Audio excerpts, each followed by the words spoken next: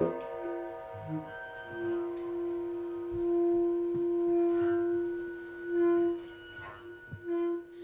mon endroit préféré à Beauvais, c'est la plage Jeanne-Hachette en face de l'hôtel de ville. Alors j'aime bien la place du marché, j'aime quand il y a le marché. Moi, l'endroit que j'affectionne particulièrement dans Beauvais, c'est le City de Saint-Jean parce qu'on peut s'y retrouver pour être avec ses amis. Ce sont des maisons anciennes, donc c'est vraiment le Beauvais d'avant. Enfin, il y a une histoire. J'aime bien la rénovation de l'ancien hôtel-lieu avec les briques traditionnelles de Beauvais. Le lycée Jeanne Hachette de Beauvais. Moi, mon endroit préféré dans Beauvais, c'est la rue du 27 juin. Alors, mon endroit préféré à Beauvais, c'est le plan d'eau du Canada. Donc moi, mon endroit préféré, c'est le parc à côté de la cathédrale.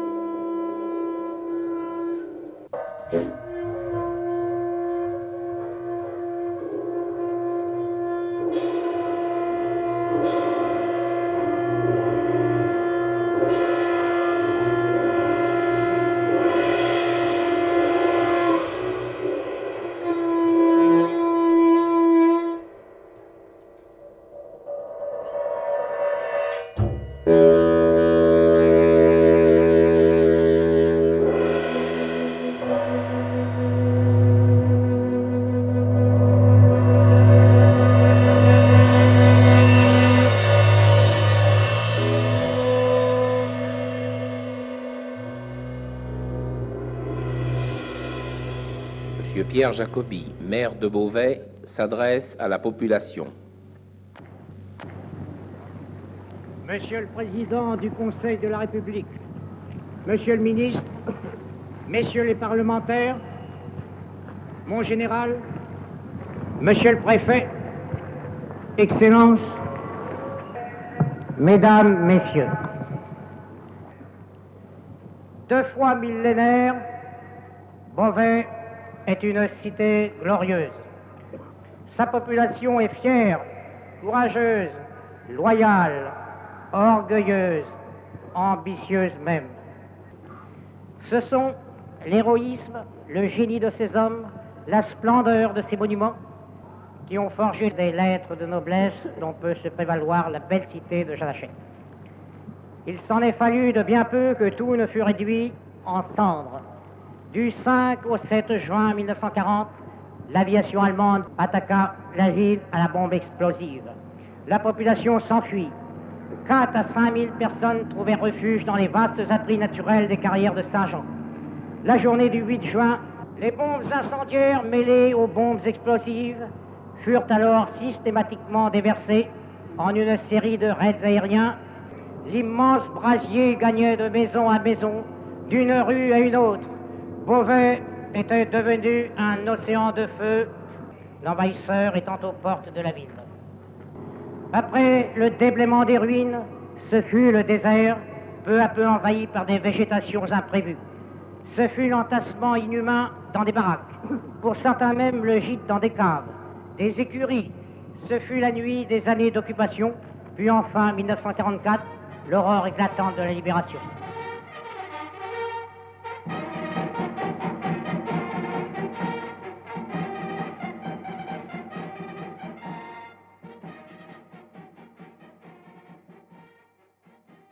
La cathédrale, l'église Saint-Étienne, le palais épiscopal ont souffert, mais sont sauvés. Quant au cœur de ville, il est rayé de la carte à 80%.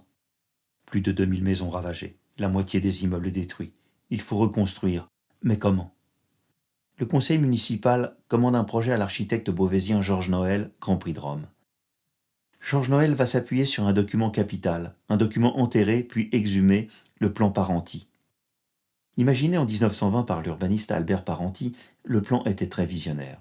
Élargir Beauvais aux communes voisines, créer des cités-jardins, un hôpital, un stade de 12 hectares, introduire toutes les nouveautés, réseau d'eau potable et d'assainissement, électrification, aéroport, routes, transports en commun, et même un pont panoramique. Des voix s'étaient insurgées à l'époque. « L'automobile n'a pas d'avenir, vous allez crever la vieille cité Bellovac !»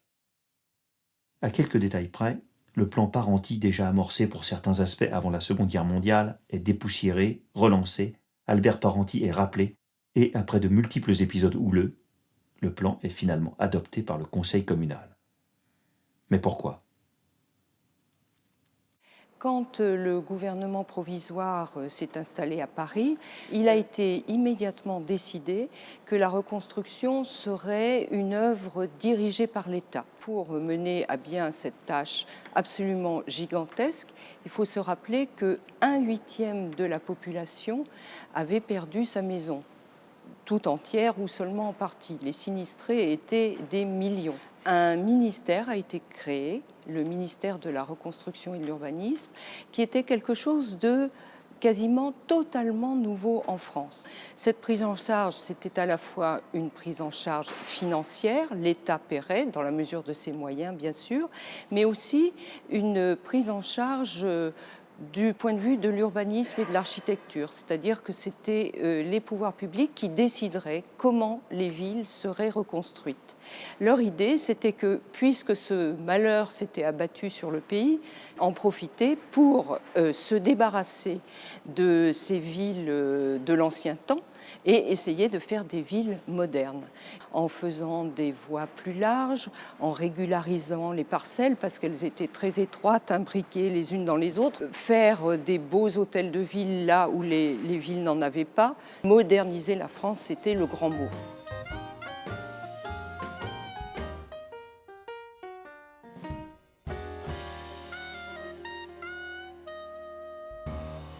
Les travaux commencent. La ville est redécoupée en zones, administratives, commerçantes, résidentielles, industrielles. On élargit les rues qui passent de 3 à 7 mètres. On assèche la ville, entourée de rivières et de moulins à eau depuis 2000 ans. Tous les propriétaires sont invités à se regrouper en coopérative pour toucher les fameux dommages de guerre et à s'entendre avec un architecte unique pour rebâtir. Mais les discussions s'éternisent. Il y a urgence. Sur près de 4000 logements détruits, moins de la moitié pourront être réparés. En attendant, les Beauvaisiens s'entassent dans des centaines de baraquements provisoires. L'État décide alors de construire directement.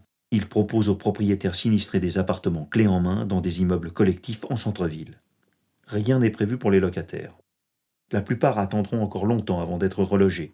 La reconstruction durera jusqu'en 1961. En 1945, le ministère de la Reconstruction et de l'Urbanisme avait pour tâche la reconstruction. Et c'était une tâche importante parce que l'état des villes en France n'était pas, d'un point de vue de l'hygiène et de l'urbanisme, totalement satisfaisant, c'est le moins qu'on puisse dire. Il y avait d'un côté de beaux appartements, de belles maisons, et puis à côté de ça, la masse des classes populaires, peu argentées, avait du mal à se loger ailleurs que dans ce qu'on appelait des taudis. Mais il faut rebâtir vite et à prix réduit. Tout jeune, à l'époque, l'architecte Jacques-Henri Labourdette raconte comment il a travaillé pour le nouveau quartier de l'église Saint-Étienne. Mon système utilisait des murs en pierre porteuse de l'Oise et un principe. Préfabrication des planchers, fenêtres, encadrements, corniches et bandeaux. À partir de là, les autres architectes étaient libres de concevoir leurs projets. Je définis une nouvelle façon de construire qui devait faciliter l'industrialisation du chantier. Lors de la reconstruction de Beauvais à partir des années 47, deux écoles d'architecture se sont affrontées. Un architecte qui s'appelait M. Bordez voulait reconstruire la place Jeanne Hachette avec uniquement des pignons pointus. Et le deuxième propos était défendu par le grand architecte Noël. Les deux points de vue se sont affrontés. Les élus ont pris parti pour la reconstruction, une reconstruction plus moderne, plus aérée, un petit peu loin de la tradition céramique du Beauvaisis, mais qui est en pierre de taille et qui a plu à l'époque. C'est-à-dire que là, on sent que l'oxygène arrivait, alors que dans les maisons anciennes à pignons pointus, sur des rues étroites, il était un peu difficile de respirer. Les architectes respectent l'échelle de la ville ancienne et cherchent l'harmonie.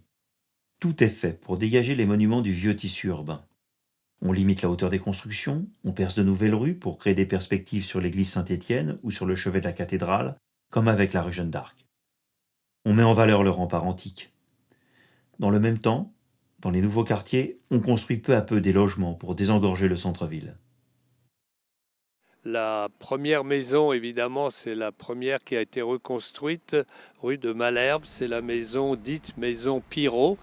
Alors, cette maison particulière a été reconstruite en gardant le pignon pointu classique du Beauvais d'avant-guerre.